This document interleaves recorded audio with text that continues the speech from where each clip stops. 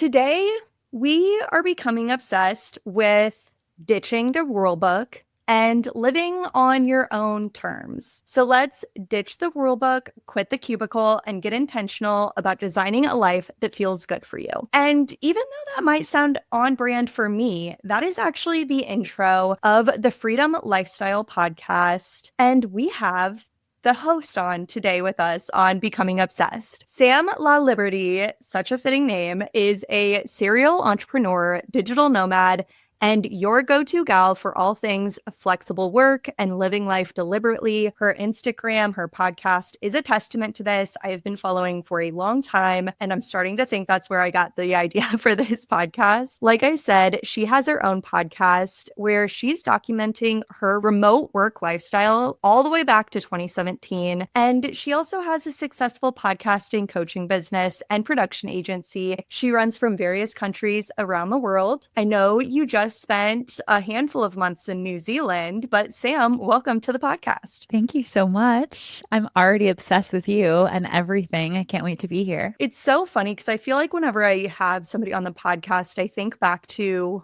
when and where we met. And we met in like a Facebook group. You were kind of running and moderating the Facebook group. And then like a year after that, we were in Costa Rica at the same time. And I had seen you were living there. And I was like, okay, girl, what's up? Like, we barely know each other. We're friends on the internet. Let's hang out. And so you've spent a lot of time living in places that you choose to and have built a business and a life that support that. I was telling you, I love an origin story. Where was your first big move and kind of first big time abroad or doing the digital nomad life? I do have a good one for travel because growing up, my parents didn't bring me on many trips. We have this very infamous family trip that my parents brought me and my sister on when we were young to Disney World in Florida. I'm from Canada. And we just fought the entire time and apparently just made the trip really difficult and like a nightmare for my parents, that after that, they just said, you know what? We're not traveling with you anymore. And going forward, my mom and my dad would go on their annual romantic getaway. Typically, they would go to all-inclusives. That was what I saw growing up. I wasn't international or cultured in that way. And I didn't really know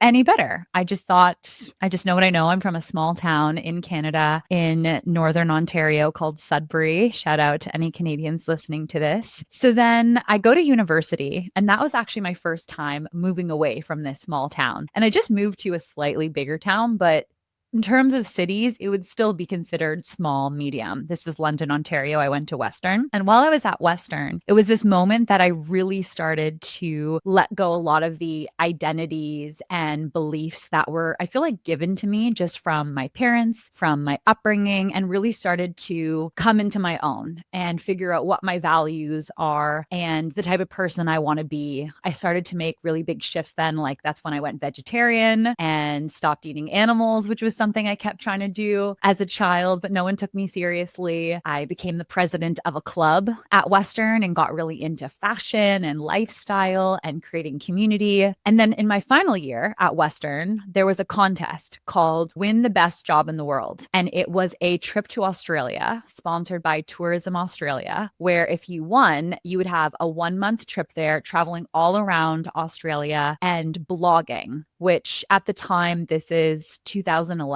So social media hasn't really taken off in the same way. We were using Blackberries, if you recall that. And it was much more about blogging and just still photos with some text. I'm guessing you know where this is going. I ended up winning, which was really cool and something I'm so proud of. And I got to go to Australia when I was 21 years old, all by myself, which was a huge trip, a very long flight, very different than just the few-hour flight to Disneyland that I had been exposed to as a child. And I remember coming home from that trip thinking, wow, I'm just going to go to Australia every year. Like I said, I didn't really know what I was missing because I hadn't done much traveling before. And I truly believed that I would just keep going back to Australia. Funny enough, a few months ago, I went to Australia and that was my second time. So I had gone this entire period, almost 15 years of never going back. But that is when I really got the travel bug. And I started to realize the world is such a big and amazing place that I don't want to keep going back to the same places. I want to always go somewhere new and exciting and exploring. And that's really how it all started. I relate so much in the way that I grew up in a family. We went to the same lake every year. I'm going there in a month.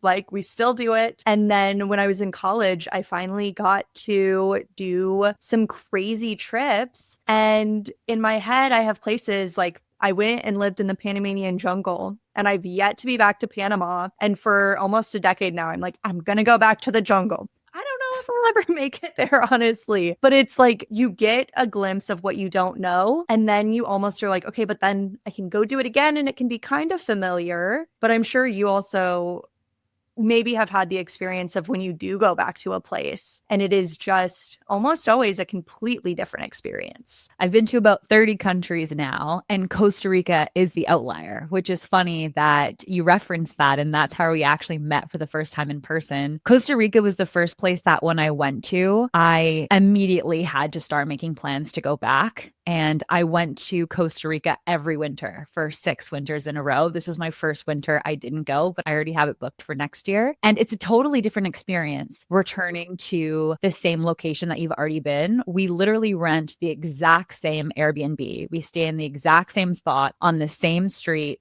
minutes from the beach. We go for 3 months at a time. And so we've truly made a friend group there of expats who live in this town in Costa Rica. So you're actually returning back to the weekly market that you know so well. And you pick up your bikes that you left there from the previous season. And you put the fan back in the spot that you left it a year ago because you can only sleep with the fan. And you go hang out with your same friends at the beach over sunset. And it's like you're really building on that experience. And I found the more time I was spending there, the better it got. So that was the one place where I feel like I do want to keep going and really invest in that community. But for the most part, exploring somewhere new and learning how to navigate a place for the first time is just so exciting. It's a lot of work, but it's exciting. I love what you've been able to cultivate there too, because like you were saying, it's this community of other people and expats and digital nomads who are there. And that is, I think, something that a lot of people when they start traveling underestimate. And for even a couple years, you can kind of live in the bliss of meeting new people and finding your tribe for a few weeks at a time. But once you really are on location for a while in one city, you start to see kind of the turn of other tourists and other people coming through.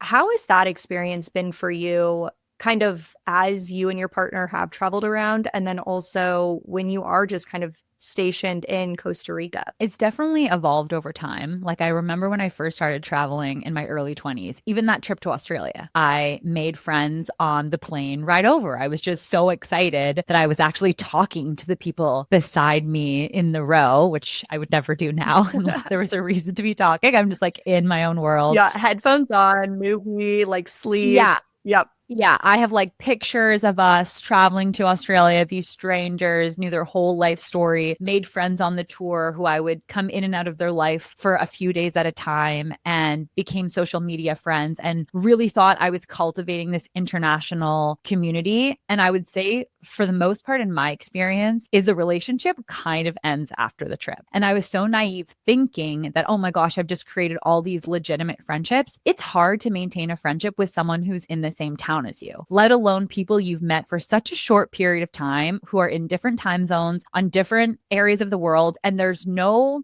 plan to reunite anytime soon. So for a few years, I kept learning that the hard way, thinking I was making these new friends, thinking it was changing my life. Now they're mostly social media followers. Yes, I engage in some of their posts and they engage in some of mine. And whenever there's a business opportunity, for sure, it's so cool to collaborate. You and I, how we met in a Facebook group and actually met in real life, like that for me is a rarity. I think there's some people who do that all the time. For me, I'm always traveling with my husband. And I feel like when I'm with my husband, you have like your built-in security blanket of comfort where it's just so easy to just be like the two of you going to restaurants and not putting yourself out there socially so much. So I think that was a big change. But yeah, now I really find myself not making that much of an effort to make friends while traveling because I just don't know if it's going to go anywhere. And my friends in Costa Rica, they've actually mirrored that back to me, where when I first got there and was trying to meet them and make friends with them, they were really holding back because they actually ended up sharing with me that they no longer just invest in relationships with random tourists that are coming through town, because it's really difficult for them to have these people come in their lives for a few months. Oh my gosh, we're in paradise, Pura Vida, Costa Rica, and then they leave and then they never see them again, but they're still there. And so I found myself almost like applying to be their friends the first time I was in Costa Rica by being like, oh no, we're here for 4 months. Like anytime they would introduce me to someone, I'm like, we're here for a while. Like, or now I'm like, I come every year. Like, yes, I'm only here for 3 months, but I was here last year and the year before to like let people know I'm a contender to be your friend, because it does get old of these people coming in and out of your life and these surface level relationships that it's hard for them to go anywhere after the trip ends. Yeah, that's one reason I started becoming obsessed, is to have a reason to talk to people again and have a reason to check in. And I'm with you. A couple years ago, I was in Greece for 2 months, Athens for like 5 weeks of it. And I was like, I love this place. And then I hit a point where I was like, and now I am being too much of a local, and everyone in my life is circling in and out every couple days. And the first 3 weeks I was with a group of people. And then after that, it's like, okay, I have new best friends every 2 days, and everyone else I know is on the other side of the world in a different time zone. And I just hit that moment where I was like, I got to get out of here. I got to go feel like I'm the tourist now and not kind of the tour guide. But it is cool. I hate on social media a lot on this podcast, but that's one thing I love about it, is that I can continue to follow you and be in your world and be like, okay, Sam, like this festival outfit and going viral for a fish, like I'm living and loving all of it. And then we can have this catch up, and it doesn't have to be a high investment kind of keeping up with people so actively all the time, where you can just have these moments to like check in and be like, okay, what's up?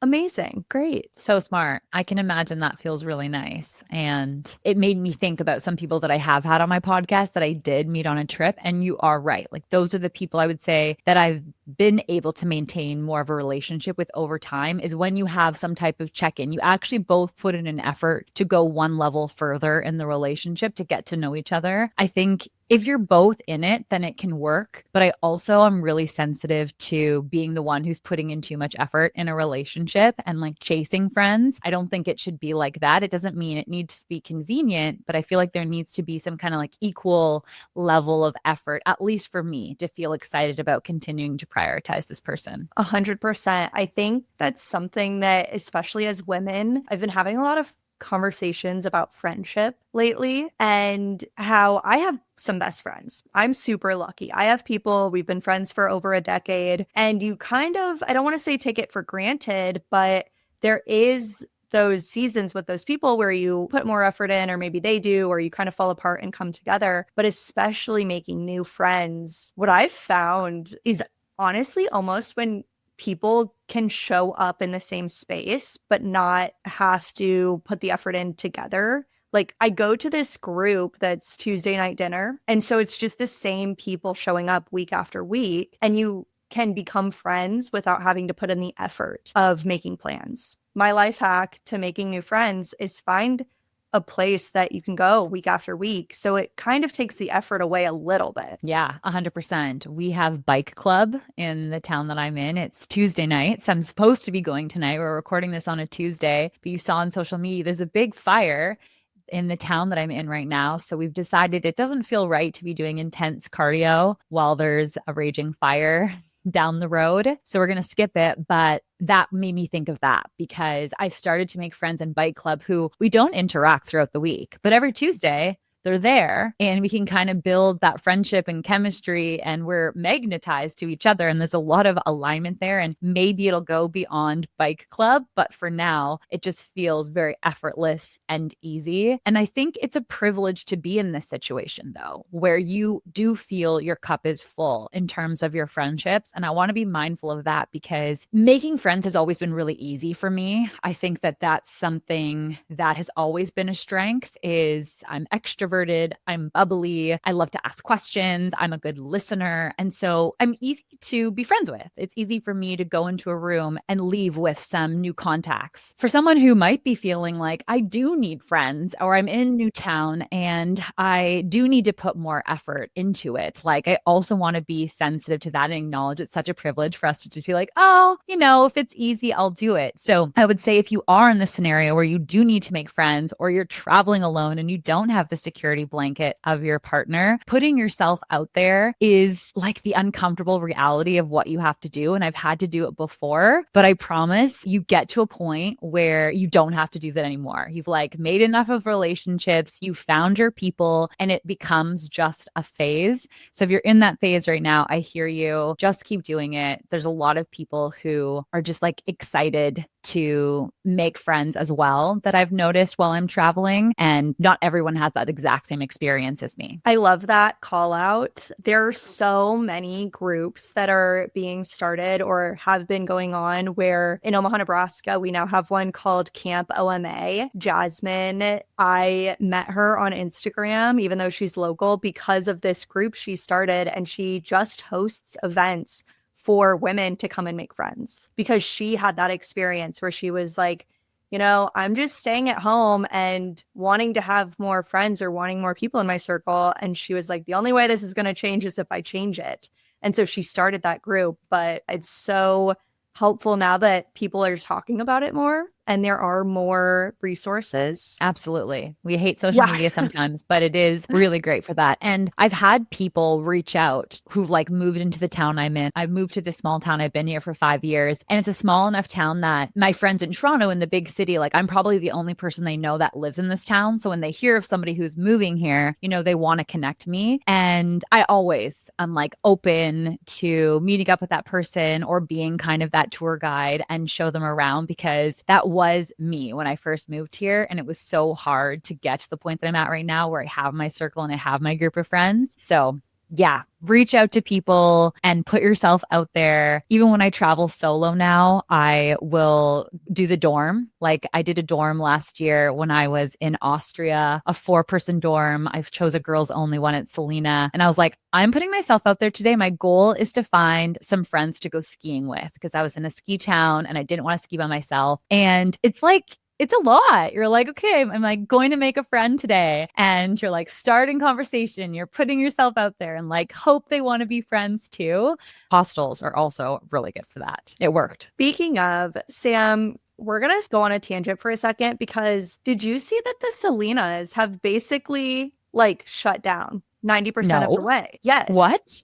So I was obsessed with Salinas. I've stayed in Same. like 17 different Salinas. If you don't know what we're talking about, they are a hostel hotel chain, started in Panama, spread throughout Central South America, Europe, Thailand, like they're all over. And they went public like 2 years ago. They IPO'd in the US, and then their stocks have just been plummeting. And so they basically, I think, like went bankrupt and shut down like 80%. And then some of them sold to this other company called like Socialite. But I just found this out. I was so sad. So sad. That is sad. Yeah. Salinas is iconic in any backpacker, especially if you did Latin America, parts of Europe, South America, Central America. Costa Rica, there was like 10 of them. Yeah, so that's the tea. But we've talked a little bit about social media, and you and I have stayed connected through Instagram. I've said 5 times now that I love following what you're doing. And at least from the outside looking in, if I was telling somebody about you, there's 2 main things. One is that you really live your life in a way that feels like you. You and your husband are so funny. You look so fun. You go to festivals. You host like retreats for other companies. And I'm like, I need to go to an event that Sam is hosting. Like, how do I get into that company, the festivals? And what I love so much is that it isn't influencer Coachella vibes. It's not, hey, look at me, I'm having a good time. It is like, okay, y'all are kind of crazy and that looks like a blast. And the second thing is podcasting, like really knowing and living podcasting and helping so many people start and monetize theirs. And so there's these 2 things. And to me, I love both of those. so much. I love that you show up so authentically and you do talk about freedom lifestyle. And we've been talking about your journey and your origin story. But there's this thing that you mentioned online somewhere I just read where living a freedom lifestyle is not a one-time decision. It is this constant realignment and conversation with yourself. How often are you having that conversation? How often is the freedom lifestyle that you want, what that looks like for you? How often is that changing? And what are the kind of early signs of like, okay, I'm starting to want something different, or like this is maybe starting to feel out of alignment? The answer is probably more than I should. My partner and I were very introspective people. We will go on a 4-hour hike, and the whole time we'll just be talking about our goals, our dreams, our plans, strategy, checking in. We're always analyzing ourselves, analyzing each other, analyzing our lives, thinking about things. So we probably do that too much, but with every gift, it can also be a curse. So the gift of that is we've gotten really good at helping other people find alignment and figure out what their direction should be and how to know if they're on course or off course. The dark side is like maybe we overanalyze and iterate on ourselves too much. So that's that balance we're trying to find. And I'll give you kind of a practical answer and also maybe more of an emotional one, because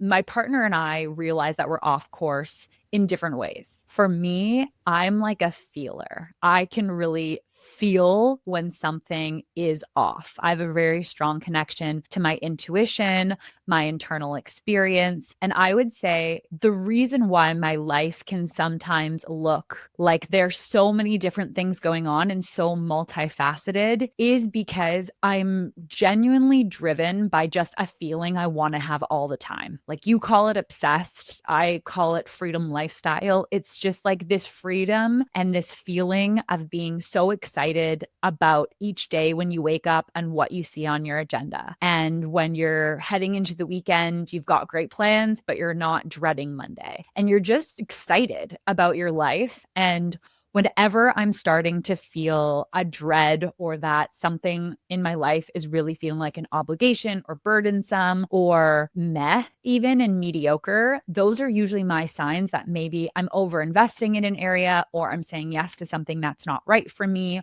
or that I need to make some kind of change. My partner, on the other hand, I honestly don't think he feels like anything other than sexual. Sometimes I joke, I'm like, I feel like all of your feelings are just in the bedroom, you know, because day-to-day life, he like has to think about what he's feeling and he's so much more in his head, like way more than me. And so for him, having a process to actually reflect and analyze your life and actually quantify certain things and quantify your feelings is his process. So we'll regularly do the tool wheel of life where you have the different quadrants of your life, your health, your fitness, your family, your relationships, fun, career, money, whatever those quadrants are, and like rank them and how you're doing and how important they are right now to help him start to have indicators where he might need to make change. And we both just try to do both a little bit, but I would say depending on where you are on that spectrum, more of a thinker, more of a feeler is what is going to direct you in terms of whether you need to make a change or whether you just need to keep doubling down because everything's really good. And sometimes it's just like enjoying how far you've come. I think that's kind of the phase I'm in right now with my career is I worked really hard to have all these different revenue streams, this book of clients, these passive income sources and active income sources and different gigs that are recurring and clients that are on retainer. And I'm like, you know what? I'm just going to chill in my career this year and water some other areas of my life and just like enjoy how far I've come with my career and not like strive so much in that area. And that's totally okay too. And that feels really good for right now. I appreciate you saying that because that's one reason I'm so drawn to you is it feels like at least the life you show equates to the fruits of like what you're talking about. So it's like you're showing up talking about a freedom lifestyle and it looks like you're experiencing that. And freedom is such a hot topic. Freedom lifestyle and having a business and traveling and getting to do what you want is such a hot topic. And some people I don't want to learn from or follow because it doesn't look like they're actually living it out. There's the idea of like freedom and money is important. We need those revenue streams and more women need more money. This is a hill that I am climbing and love. But at the same time, we need to do it in a way that feels good with our intuition, that we are excited about. And the amount of people that I see leaning into this lifestyle, and then when it gets hard, they hustle harder instead of coming back to themselves, instead of reevaluating. And I never see them resting. And that is my big thing this year is like, let's play more, let's rest, let's slow down, not 24/7, but let me do less in the hours I'm not working, less thinking about work in the hours I'm not working. And then when I am working, some days I'm full speed and some days I'm half speed, and just maintaining the success that I've already built. So you can actually just go enjoy your life. There's that trend on social media right now where it's like, I almost forgot this was the whole point. And exactly, like if you're going to hustle and work so hard, just remember why you're doing it. For me, it was so that I didn't have to have a boss that would tell me what to do, to tell me where I worked, when I worked, how I dressed for work, how I spoke, how much money I was making, when I could be making more, when I could travel, when I could go to conferences, when I could bring my cat to the vet in the middle of the day. I didn't want someone to be making those decisions for me. So like that was the initial motivation. And so it's ironic when we start to cage ourselves, because the whole point was that you wanted to be your boss so that you could do whatever you want. But now you're the one who's actually preventing yourself from living your life. Like you are the boss when you're an entrepreneur. And so it's now up to you to give yourself, your old self, that life that it wanted. And when it comes to money, it's a good point. Like we need to be able to pay our bills. We need to not be acting in our business in a place of urgency or desperation, because that's not a place to do our best work. So you need to work harder maybe at the beginning for you to get to this point where it's stable and secure. But then the next level of work is to know how much money do I even need to be happy? And like, when is enough is enough? Like, what is the most amount of full of work that I want to feel? And then say no there and stop then. Even when you have amazing opportunities come, like even when exciting things come your way to make more money or to do cool things, like you have to honor yourself at some point and say, that's exciting, but no, I'm actually good. I'm full enough. I've got enough. And we don't see that side of the journey a lot of the time. As you're talking, it's like there are people like you who are actually doing that, living it out. You've built the life you want to have.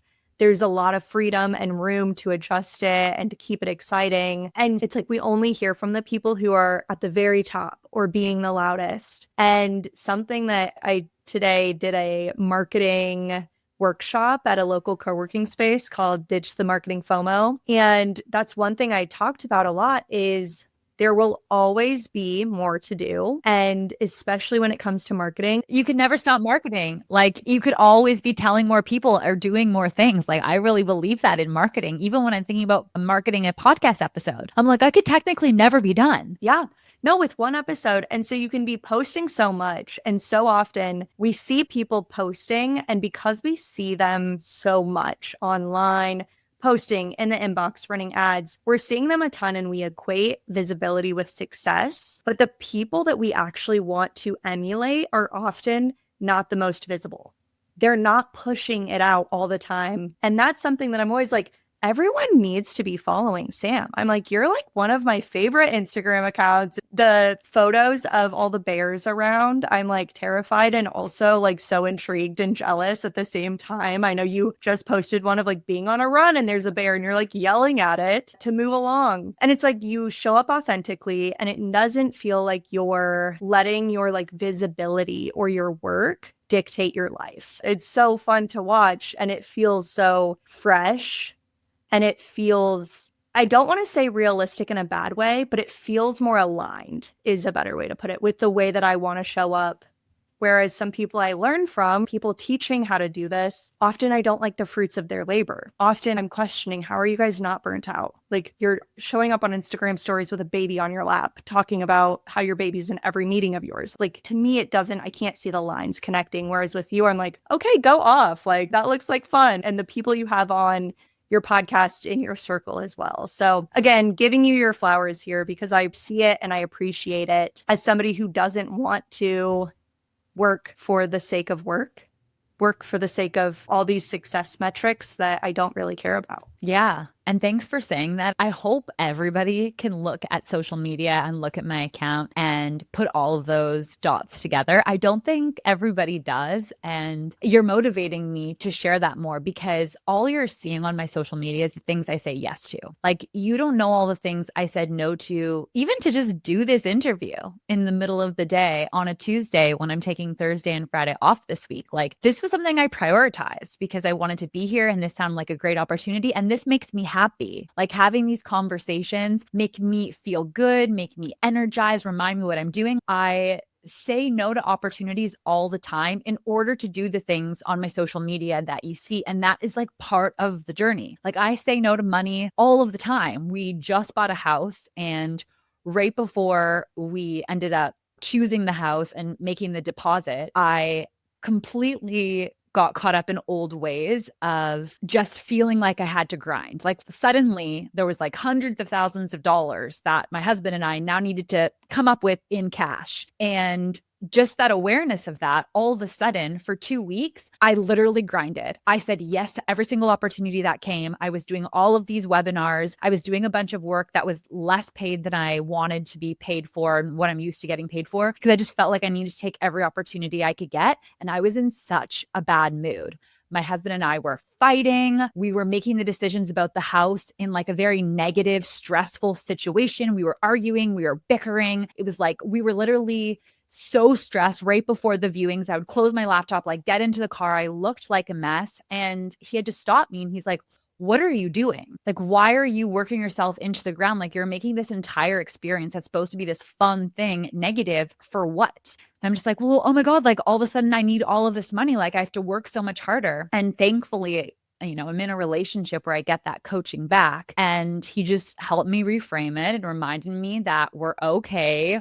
We're good. You don't need to like overcompensate in these weeks ahead. He sat down, he ran all the numbers with me, and it was completely emotional. I'd made up this entire story in my head. And the point that I'm getting to with this is that is sometimes how I would be when I started my journey. When I went from this stable income that I could count on every 2 weeks to I've been an entrepreneur since 2017. I've been at this for a long time. It was about saying yes to every opportunity I could to make money because I didn't know when the next paycheck was going to come. I didn't know when the next opportunity was going to come knocking on my door. So I had to answer all of them. And now I'm at a place where you just have to trust it's enough and remind yourself, like, again, this is the whole point. This is why we're doing this, and say no to things that are out of alignment. Like, there was an opportunity to work last Sunday. It's going to be, I think, $1,000 Canadian to host this online event. And they just kept adding to the scope of work, adding to the scope of work. They wanted more time. They wanted me to do calls ahead of time. And every time I was thinking about waking up Sunday morning and spending my entire day was like 5 hours, I think, in front of my computer and doing full glam and not hanging out with my friends and my family, I was just so resentful that I ended up just saying, you know what, I don't think this is a fit. Like, that has to be part of it. And that's how I was able to go for the run with the bear and do all of these things. But those things wouldn't have happened if I didn't like say no. So yeah, just a reminder, you have to like keep doing that work even when you've learned the lesson. This whole podcast, Becoming Obsessed, the whole first 20 episodes, I asked everyone this question and you kind of just answered it, but I'll see if you have anything to add. When do you know that it's time to quit? You gave a little bit of an answer here, like you knowing, and I think that resentment is a huge part of knowing you're misaligned. But when do you know it's time to quit something and do the thing that you want to do? Follow your what if. The most easy and practical example I can say is just when you wake up in the morning, are you excited about the day or are you dreading it? I am a bad sleeper.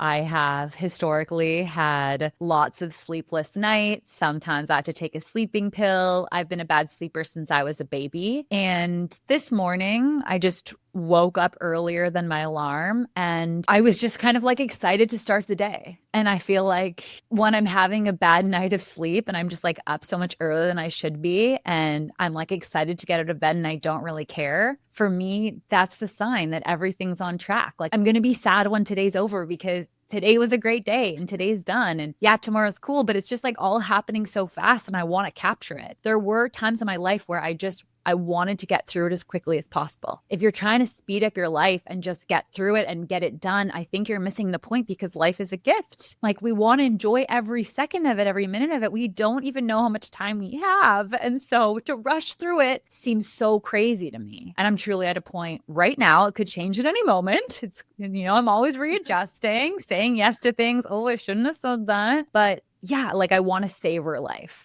And I want to be excited for every minute. And if that's off, that's a sign. That doesn't mean you don't do things sometimes to make other people happy that you don't want to do. Sure, of course. I try to be a great daughter, great granddaughter, great friend. Of course. But if you're dreading your day and are trying to just like speed through your life, you're missing the point. Yeah. And like you were saying earlier too, when you're out of alignment and working too hard and stressing about things that you're making up in your head, you can't show up for the people around you. That's when you have fights with your partner, and that's when, you don't want to call your mom back. And it really is put your own mask on first before you can help somebody with theirs. Something that you do say yes to a lot, and I love tuning in for, is your podcast. And not only do you have a podcast, but you help so many other people with theirs. And now you have the Pod Squad. I want to know more about the Pod Squad and just the place that podcasting plays in your life. I'll give you a totally honest answer in terms of the role it played at the beginning, which was I needed a business. If I was going to go off on my own and do the freelance thing or create courses or be a thought leader, whatever, now I have all these different revenue streams, but I needed a thing. What was I going to be an expert in? What was the skill I was going to offer to companies? What was the level of support I could coach clients on? And I started my podcast in 2017. So it's pretty early on the podcasting game with my show Freedom Lifestyle, which I still produce episodes to this day. Right now, I have a lot of content around my trip to New Zealand and my sabbatical with my husband and living in a van and that version of the Freedom Lifestyle. So that was me kind of using my business brain and my entrepreneurial mindset of like, this is a skill I have that is becoming more and more popular. There's demand for this. So I'm going to lean into it. And just over time, I just started small. Like, I came up with this 2-hour workshop called Launch a Podcast on a Budget. And I just created an outline of all the things I did to launch my podcast, how you could do it without even having to spend a single dollar. I showed people how they can start with their iPhones and just super scrappy using free software. And the first workshop sold out with 12 people. So I was like, I'll run the workshop again. It was in person in Toronto, sold out again. Okay, I'm going to increase the price, sold out again. Okay, I'm going to turn this to an online course. Okay, I'm going to offer one-on-one coaching. Okay, I have a bunch of clients now. I'm going to start offering a group. So it all started completely transactionally. I need to make money. This is something I'm good at. What I never expected was how freaking cool podcasters are. When you're like exclusively working with people who love to talk, who are charismatic, engaging, energetic, have perspective, have opinions, have a point of view, have a message they want to get out to the world, like, it is so fun talking to podcasters and working with podcasters and empowering podcasters. When people are feeling insecure about their idea, building them up, but also giving them pointers, bringing them strategy, doing research for them so they don't have to, that they can grow their show, bring them sponsors. I love it. It's been so rewarding from the actual work side. And so didn't expect that. And Pod Squad is just like a natural evolution of how far I've come, where I've now worked with thousands of podcasters, and they're so cool that why wouldn't I try to bring some of my clients together? So my new program, Pod Squad, is a mix of group coaching, where once a month we all get together online. We talk about our shows. We talk about challenges in our podcast. We check in on some of the cutting edge strategies that are happening, how we can implement them. We pair up with other podcasters. We do mock interviews with each other. There's a lot of fun things we're doing. And then there's also the opportunity to do one-on-one coaching with me as part of the program as well. So it's just a natural evolution, but it really just started with, I needed to make money on the internet.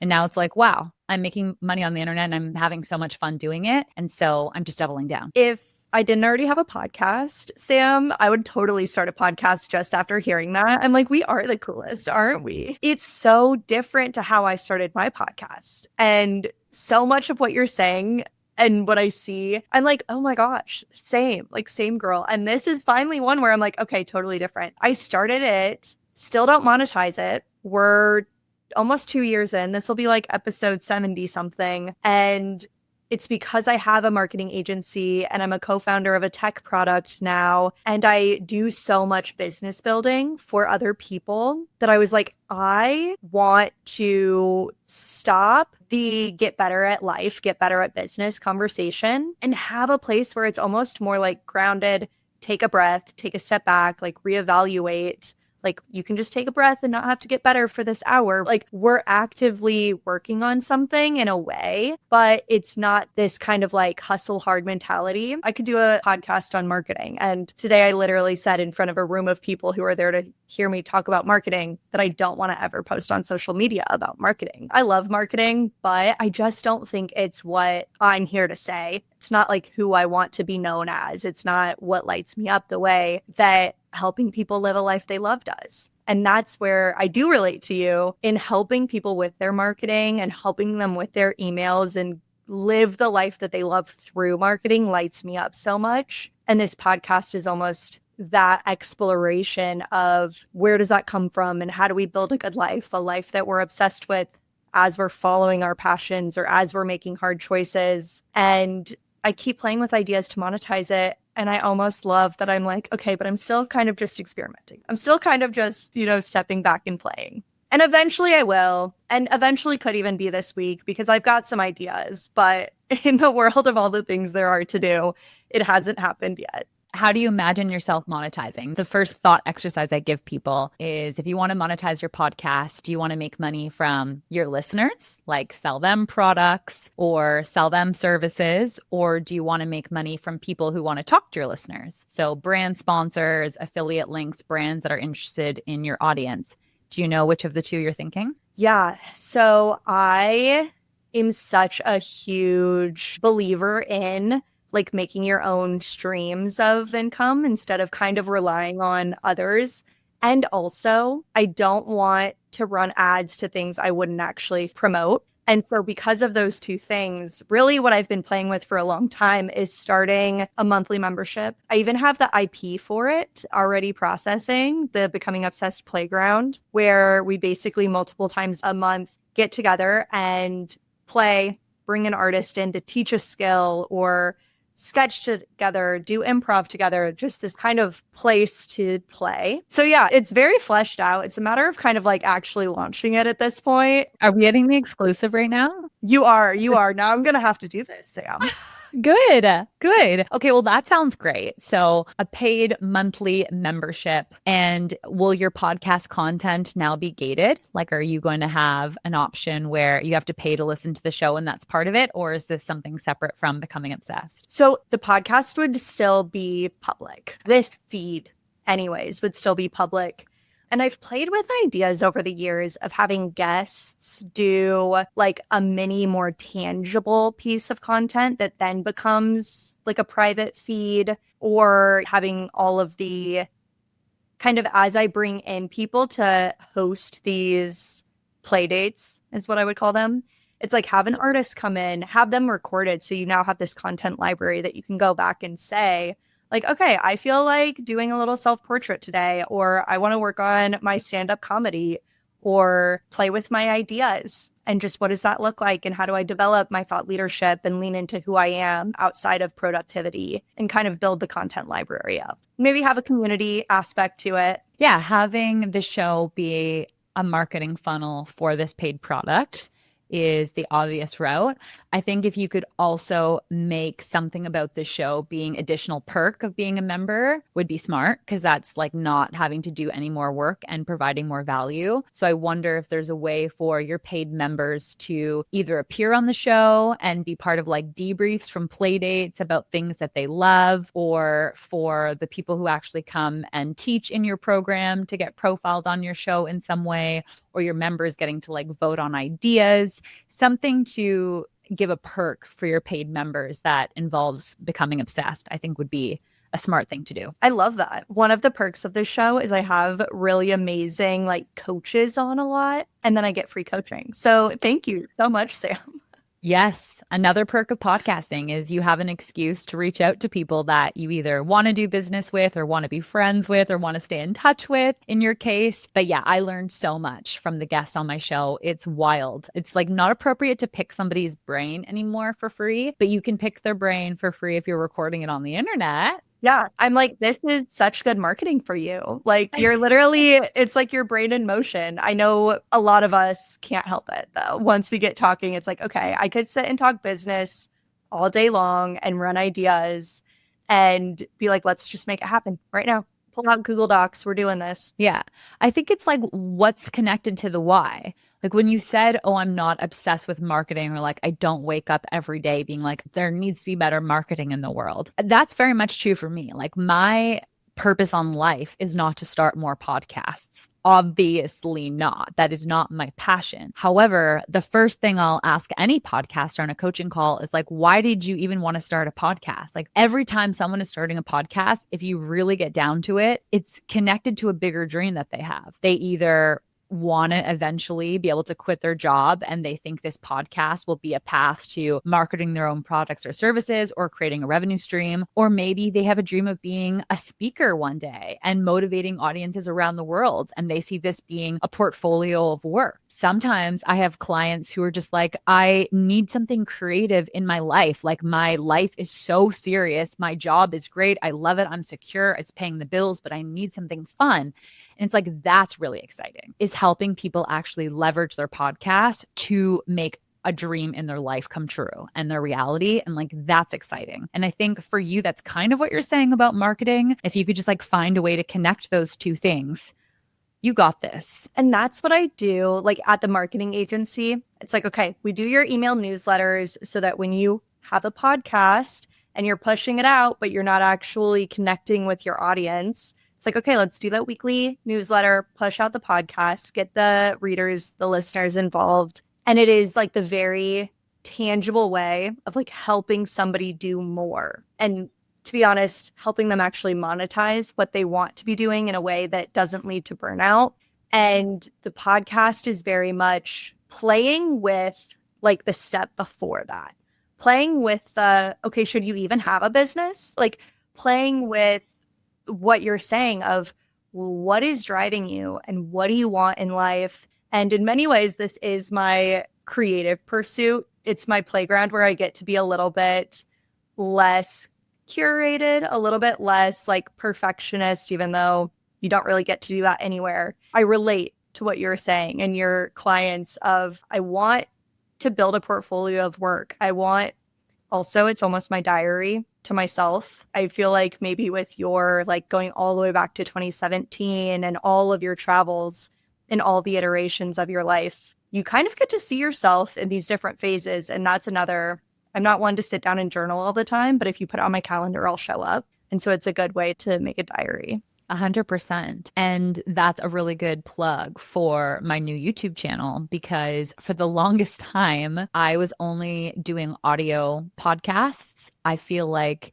what I really loved about podcasting in 2017 is that it was this multitasking medium where you could listen to podcasts while doing something else. You could clean your house while being entertained or learning something, go for a long run, which sometimes is so hard for me to keep running for like 40, 50 minutes. But if I'm, got a podcast in, I can, go a little bit further. I loved that. And so I really resisted the transition to video. And in this past month, I have started putting my latest 3 episodes on YouTube and kind of found my style of vlogging and video podcasting, where yes, it's me talking to the camera, but there'll be like hundreds of different photos and video clips referencing what I'm talking about.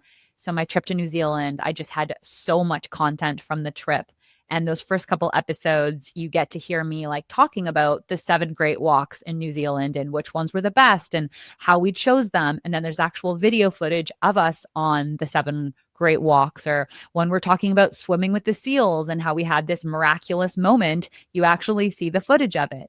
And bringing it back to your point, it's like, that also feels even more worth the effort because I can see myself going back when I'm older at a different stage of my life and watching this content and it being like this diary and portfolio for myself where I get to relive some of these experiences in my life. And so yeah, I'm super excited to now be doing the video thing and like finally feel confident that I found my way to do it. And of course, now it just helps me be an even better podcast coach because now I understand how to bring a podcast to YouTube. I could sit and talk about this with you all day long. I'm looking at the time and I'm like, whoa, we're running long and I love it. And that's also part of this podcast being whatever I want it to be on the day it is. But we're going to get into our last series of questions because I want to know what you're currently obsessed with.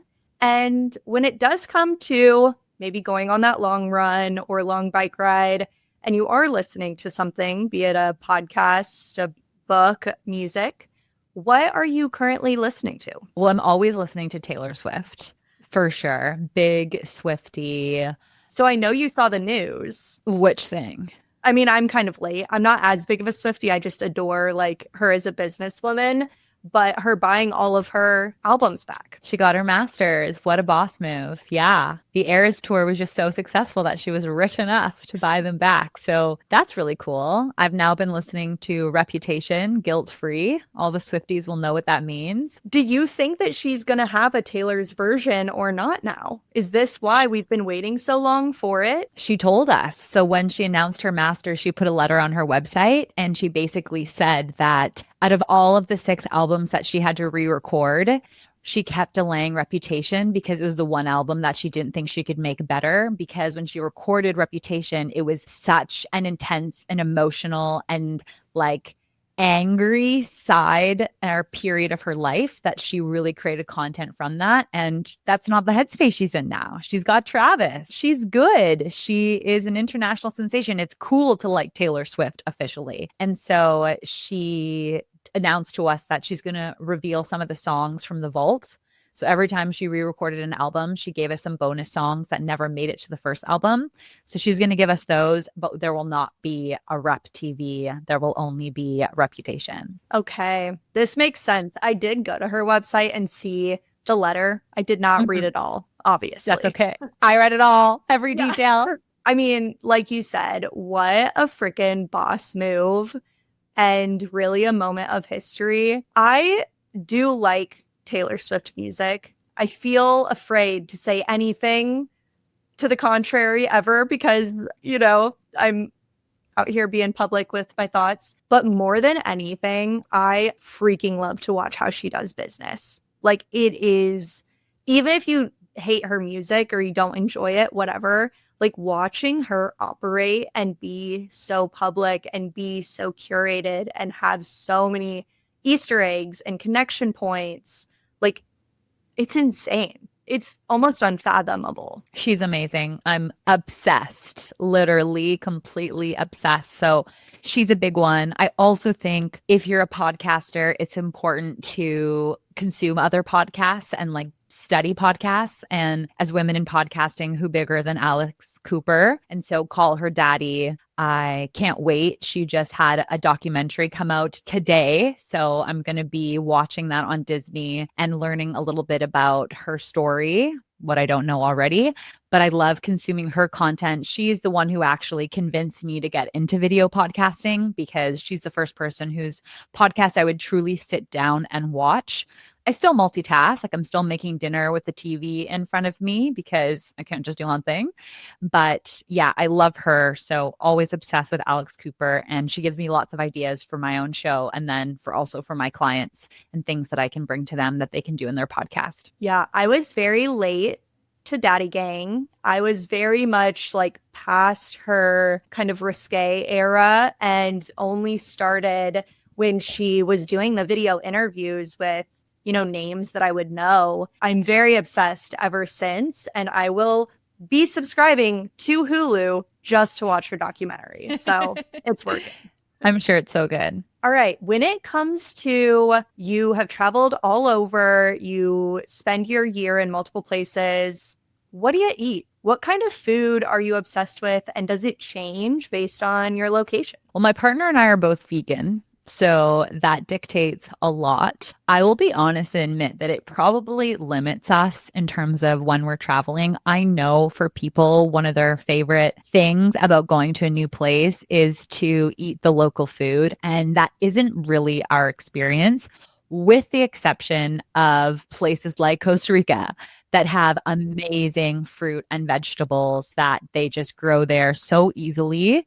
So in Costa Rica, like every Sunday, we will go to the weekly market. We'll be there at 7:30 when it opens. We can get the best kale and get all of our veggies for the week. And it tastes so much better than the produce here in Canada, except the stuff that's in season here, which it's not like Costa Rica by any means. So definitely that's my caveat in terms of whether you should take food advice from me. I get it. We are like such simple eaters. We will eat the same food every single day, the same breakfast, the same lunch, the same dinner. We always get Airbnbs so that we can make our own food. That's important for me. When I go to restaurants, like 9 times out of 10, we're just like, we can honestly make this better. But I love a good drink. I love a cocktail or a nice glass of wine. So I love going to happy hour. But yeah, that's where we stand on food. And funnily enough, after almost 6 years of intermittent fasting and skipping breakfast, I have started to have breakfast again. And now I'm obsessed with it. It's like my favorite part of the day. I can't believe I was missing this for so long, but I love my chia puddings in the morning. And now I travel around the world with like my bag of chia seeds, my bag of protein powder, my bag of cacao nibs and hemp hearts, and I buy some soy milk and I make it every morning, no matter where I am in the world. This might be TMI, so right to refusal to answer, but I've seen like posts on the internet about the science of intermittent fasting for women and how so much of the research was based on men. And so I'm curious your kind of experience with it. And you obviously did it for a long time. And so I'm just curious how it went and the differences now and anything. Yeah, I'm glad you asked because it's true. That is ultimately it became a health decision to start having breakfast again.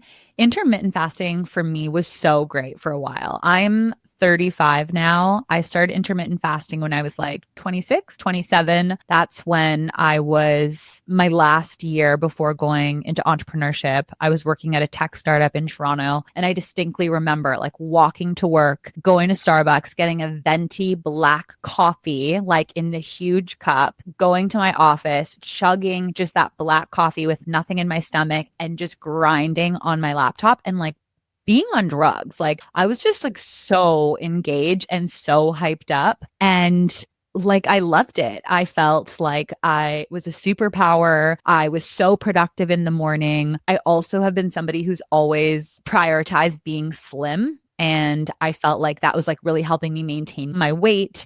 And I was, feeling really skinny and fit, and I could eat whatever I wanted between 12 and 7 p.m. or whatever your time range is. And it worked for a really long time. And then it kind of just like stopped. A couple of years ago, as I was getting older, I found my hormones were really changing. Like the weeks before my period, I was just getting so moody and my personality would change. And I was finding myself just having a sense of relief whenever my period would come, because then all of a sudden I was like, oh, I'm myself again. I found myself like gaining weight, and the old way of just like skipping breakfast didn't work anymore. And so I went on this whole journey with my naturopath to basically find out what was wrong. And no kidding, not eating breakfast for 6 years and just having that much black coffee was doing something to my hormones. And so, yeah, now I'm rebalancing things and I definitely feel a lot more stable in my mood. And I'm still having coffee, but I have my breakfast first. I'm very sensitive to caffeine. And Okay. so as you were talking, I have had a few days. It's been a while since I've done this, but I'll have a coffee and then I'll be like, oh, okay, I'll go do this thing. And then I'll eat a little bit. And I never end up eating something. And so after like 4 or 5 hours of coffee and no food, I'm literally tweaking. My being is like vibrating in a bad way. Yeah. And I just, it's not something I want to do. It's something I try to at least have a bagel and a yogurt before coffee. Yeah, it's also like an appetite suppressant, which again was just aiding to the like, I'm just going to drink more coffee. I'm going to make it to lunch. I'm so close, just have another cup of coffee and then the hunger would go away. So like, I'm not surprised. It was with all the things that women navigate with our health and our beauty standards. It became this thing that so many of us did, but it seems like there's a shift now away from that and it's changing, and things are constantly shifting with health fads and trends. And I just try not to be somebody who's too responsive and reactive. And so when I saw my friends making the shift to having breakfast again and talking about how bad it was to have so much coffee, I didn't just start doing that just because I heard someone say it. I like went to a naturopath. I was like, I need to know if this is bad for me. And we did insulin resistance tests and we did a bunch of blood work. And we actually found out if I am a candidate for intermittent fasting, because some people, it is really good for you. Like there is something called an insulin resistance test where you see how your body responds after a bunch of sugar. And based on how your insulin levels return back to normal or not dictates whether you should be having a long fast. And maybe it's good for you. For me, I wasn't a candidate for it. And so I was doing more harm than I needed to on my body. It's a lot on your body if you don't need to be doing it. But like, yeah, just because I said I'm having breakfast now doesn't mean you should. Like, Yeah. you should figure out if that's good for you. Yeah, do what's going to work for you. That's so interesting though. And I this year started going to like a holistic doctor, holistic care, and get a ton of testings done and just get an idea of what's going on. And I can't fix myself based on TikTok and all these little clips. You really need to look at what's going to work for you. So I'm right there with you. But Sam, thank you so much for coming on Becoming Obsessed. I just love getting to get a little bit more insight into you and have a little bit of FaceTime. I feel like I know you well, and I'm excited for everyone who's joined in today to now be in your world as well. So how can they connect with you, work with you? What's the best way to get a hold of you? Well, if you have a podcast or you want to have a podcast, you can learn about my new program, Pod Squad, by going to whatsyourfree.com/pod squad. And then if you just want to follow my freedom journey and get tips on how you can live life more on your own terms or just be entertained by watching how I'm navigating it, would love to connect with you on social media. I'm easy to find on Instagram. I mentioned my new YouTube channel. And of course, I have the Freedom Lifestyle podcast where I've been documenting my life since 2017. So there's a lot in the archives you could get caught up on. If you like Becoming Obsessed, you will love the Freedom Lifestyle podcast. So definitely go give that a listen next. And if you're still hanging out with us, find us on Instagram and send us a DM. Let us know what you're obsessed with and what your version of freedom is. All right, y'all, let's go get obsessed.